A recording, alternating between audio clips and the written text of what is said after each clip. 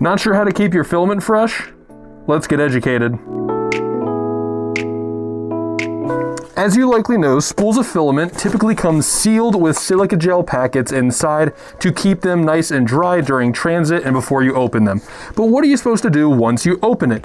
Well, while there are many different types of filament, it's a generally good rule that around 35% humidity is what is best for most types of filament for long-term storage.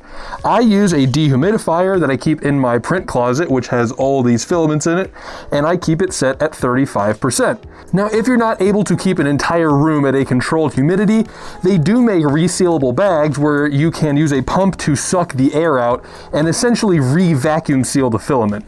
These are great for people who don't have the space to have a dedicated room for their printer, or if you are more limited in how much space you have and just want to keep them separate or somewhere else.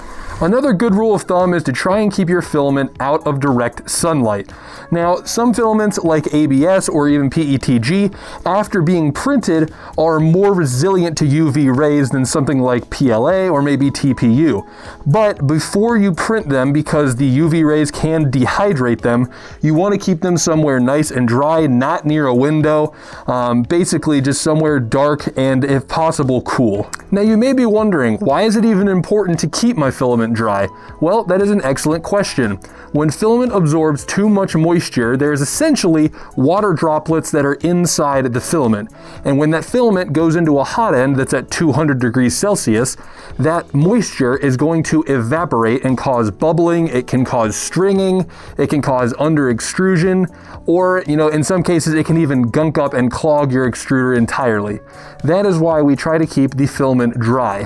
However, you don't want to keep it too dry because then it can become brittle. It can snap when it's coming down into your extruder or coming through your Bowden tube. And keeping it too dry can also lead to printing problems of its own. Let me know what your guys' favorite way to store your filament is. I appreciate you coming to this week's Tech Tip Tuesday, and we will see you next week.